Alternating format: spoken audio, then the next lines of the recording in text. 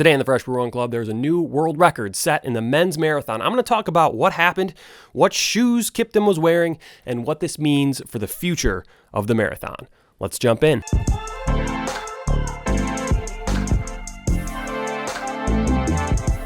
Welcome to the Fresh Brew Run Club. Today's video, I'm talking current events, specifically the Chicago Marathon, which just happened today, October 8th, where Kelvin Kiptum absolutely smashed the world record in the marathon. So he just ran a 2 hour 35 second time, which broke Eliud Kipchoge's previous record of 2 hours 1 minute and 9 seconds. That is a massive difference. In the race, Kiptum ran negative splits. He ran an hour and 48 seconds in the first half, and in the second half, he ran 59 minutes and 47 seconds. Now, as an average runner, some of this stuff is just like incomprehensibly fast. So I think it's kind of cool to see like what the elite runners are actually capable of, or really what one elite runner in the world is actually capable of. So in the 19th mile, Kiptum ran a 4:21, and in the 22nd mile, he ran a 4:18. So this is like, again, for me, the average Joe Schmo on the street. That's like where you crash. Obviously, these elite athletes are not going to bonk. They're not going to crash. They're just going to keep blasting through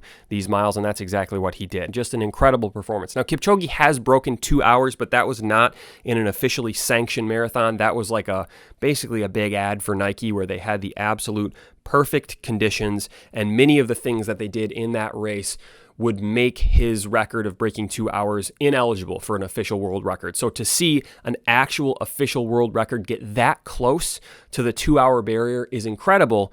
And we'll talk about like the future and kind of what this means and what this could mean for the sport of running. I do want to talk quickly about the shoes. So he was wearing the Nike Alphafly 3's, which are not out yet. We've seen them in a couple different races so far. But again, this is the third version of the Alphafly and looks to be a pretty significant redesign. So Kiptum won the London Marathon earlier this year, and in that race, he wore the Vaporfly 2's. This year, he switched to a model that is not even out yet, but it will be out soon for the consumers to purchase. Now, of course, in the Berlin Marathon, Tigzit Assefa smashed the women's world record running in a pair of Adidas shoes that you're only supposed to run in once. They're super expensive. They're like $500. I was going to make a video about it, but it's like, I don't know, I'm never going to run in these shoes, so why bother? But the shoe war is definitely heating up. The Adidas shoes had a strong showing, obviously, at the Berlin Marathon with the world record. They had a great showing at the Boston Marathon, but now at the Chicago Marathon, this is a Nike race. We had a Nike athlete in the Alphafly 3, the flagship shoe, or what will be the flagship shoe of Nike's marathon running lineup, won the marathon. Now, again, it's not the shoes. It's the athletes. But I do like to follow like what shoes those athletes are actually wearing. So stay tuned for more.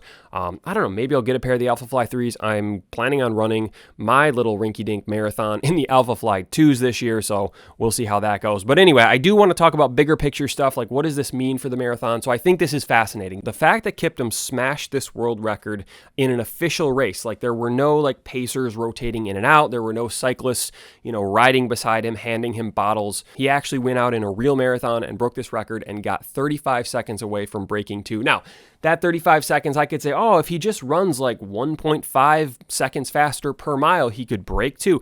That is a lot easier said than done, especially at that level. That is a time that a human being has literally never run before in an official marathon time. So, not so easy for me to just be like, cut off a couple seconds. I'm sure he was running as hard as he could. However, the thing that makes me think that we will see the 2 hour marathon broken is the fact that he is 23 years old. So for context, the previous world record holder and the person who I said is the greatest athlete of all time, Eliud Kipchoge, is 38 years old. So that means possibly Kiptum could have 15 more years in his career. Because keep in mind, Kipchoge ran a lot shorter distances when he was younger. The fact that Kiptum might be able to solely focus on the marathon for the next 15 years, the possibilities are limitless at this point. It's really incredible. So very exciting to see. I would love to see that 2 hour marathon broken. I'd love to just run Chicago myself, not to make this all about me, but seems like it's a pretty fast course. So really cool to see, really cool to watch. Let me know what you thought. Do you think Kipchoge can come back and reclaim his own record? What do you think about those shoes? Are the carbon fiber plated shoes cheating at this point, or does that not matter at all to you? Let me know in the comments below, but that will be today's video. Thank you for watching. Subscribe if you haven't already, and I will see you soon.